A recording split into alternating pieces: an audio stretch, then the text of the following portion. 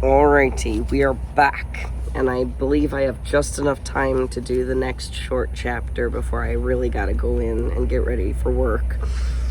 So we are back with Catalyst by Lisa Beeson, chapter 15. Ari sat up in her bed, gasping from the emotional turmoil and heartache she had just relived like a post-traumatic flashback. Her father.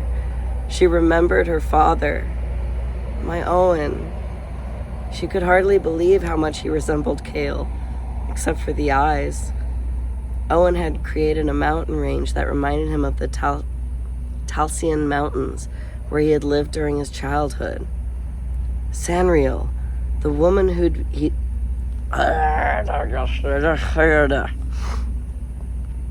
Sanriel, the woman who'd been carrying Cale's unborn child, had been attacked in the northern province of Talsia, where she was giving aid to the villagers who'd been ransacked by the Carno renegades.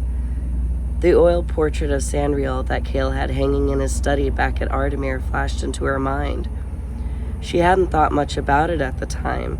She'd been too caught up in Cale's story. But the beautiful Ayan woman's eyes had the same shape and color as Ari's eyes, as her father's.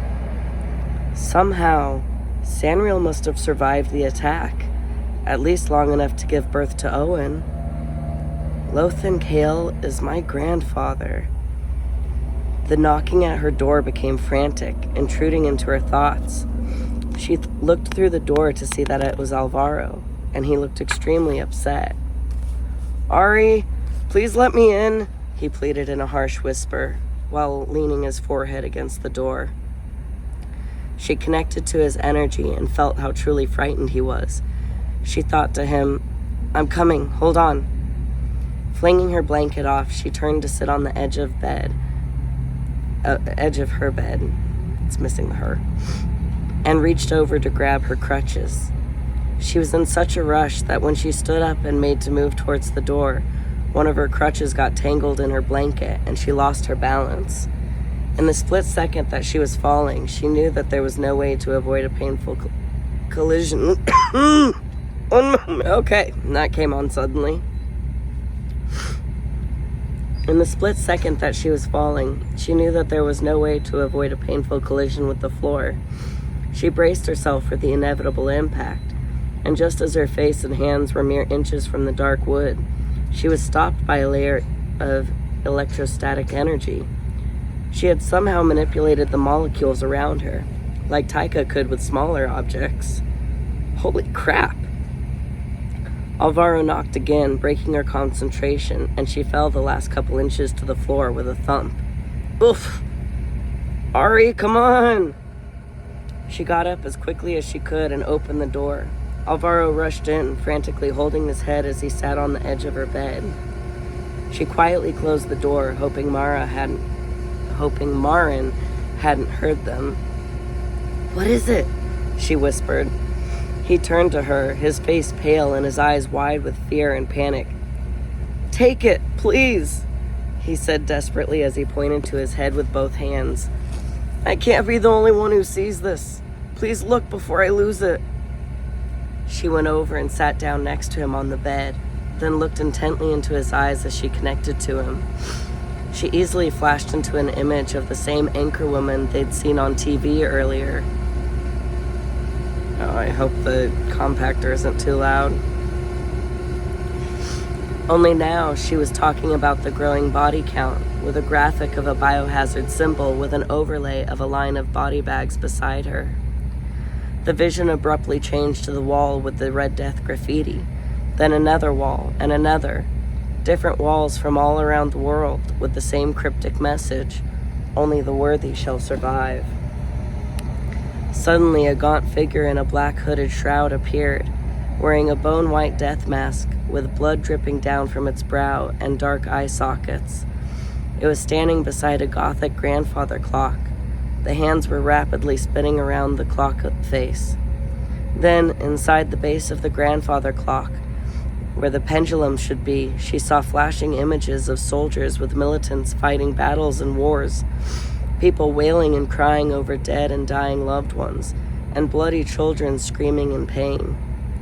Just when she felt like she couldn't stand anymore, the vision abruptly changed again, and she was standing in a wide gray valley under a lightning-streaked Stygian sky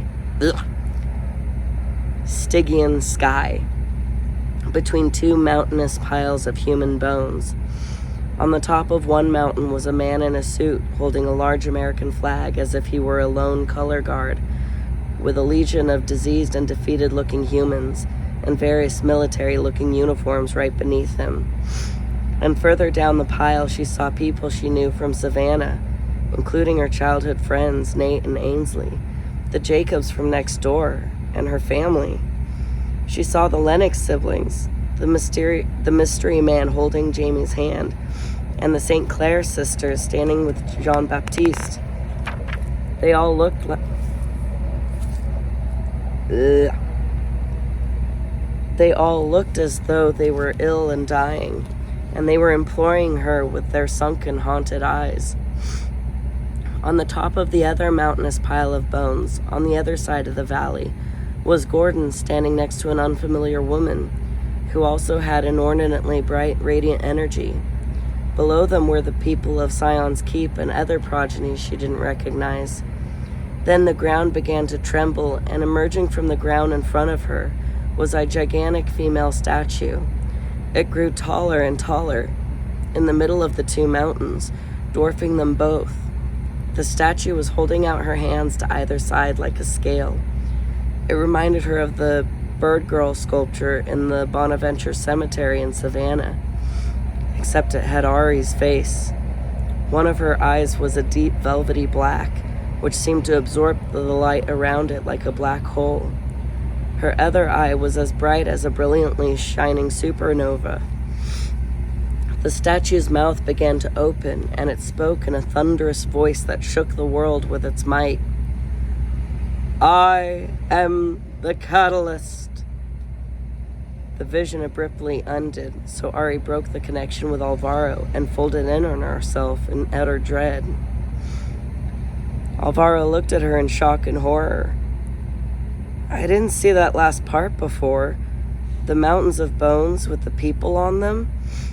That statue was you, wasn't it? He asked, forgetting to lower the volume of his voice.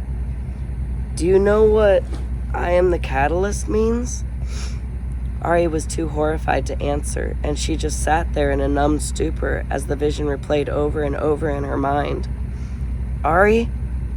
He said, then started snapping his fingers in front of her face, trying to elicit some kind of response from her. Ari! She turned to him and a tear slid down her face. I don't know, she lied. She had some idea of what it could mean. Her potential powers as a Fluxi would decide the fate of the world, and both options stood on the bones of millions of people. There was a firm knock on the door, and then Marin's voice asked, Alvaro, what are you doing in Ari's room after curfew? Ari quickly made the mental connection to him. Grabbing onto his arm, she pleaded, Please don't tell anyone about the last part of the vision, Alvaro. I'm begging you. He looked at her uncertainly. Please, I'm going to do everything I can to stop the spread of the virus and make sure the wars don't happen. I promise. Just, please don't tell anyone about the statue part. She willed him to feel the truth of her words before she broke the connection. Now more than ever, she was determined to stop Anaximander and do every possible good she could do for the human race. But she wouldn't be able to do it if everyone saw her as the monster she feared she was doomed to become. The vision didn't have to come true. Cass had said that visions were only possibilities. I'll be strong and true, Owen. I'll only give and never take. I promise. Mara knocked again. Ari, please unlock the door. Ari kept her eyes on Alvaro, waiting for his answer with trepidation. He thought it over for a second and then nodded. I won't tell, he mouthed silently to her, and then walked over and opened the door for Marin. Ari sighed deeply in gratitude. She knew Alvaro would keep his word. Marin walked in looking at them sternly. but when she saw the traumatized looks on their faces, she became concerned. "What's wrong?" "I had a vision," Alvaro told her. "I had to show it to Ari so she could show it to anyone who needs to see it." "Can you show me Ari?" she asked, and Ari made the mental connection with her and showed her everything but the last part. "Oh my God," Marin said, stunned, when it was over. The first part was horrible enough in its own right. "We need to show Gordon." For most of the night, Ari, Alvaro, and the adults of Scion's Keep debated and discussed everything the vision implied and what they could possibly do to help the world from spiraling into chaos. When the conversation started going in circles and nothing new was being contributed, they decided to turn it. But before going back to her room, Ari took Hugo aside and told him that she had a new memory. He took her to his office, and the rest of the night she recounted everything she could recall about the memory of her father and everything that she had learned from it. When she finally made it back to her room, she passed out from sheer exhaustion. And that was the end of chapter 15. Let me see.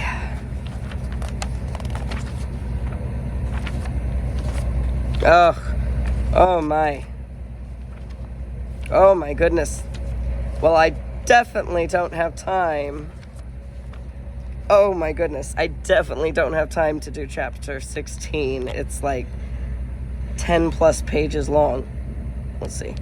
1, 2, 3, 4, 5, 6, 7, 8, 9, 10, 11, 12. Definitely don't have time to do 12 pages before I have to go to work. So, that was the end of chapter 15. Woo! Right? Short chapter, but what a crazy vision. Oh my gosh. What is happening in the world? Oh my gosh. I guess that's it for now. I gotta go get ready. I don't want to go to work. I'm already here. Thank you for joining for chapter 15. Fare thee well. Peace.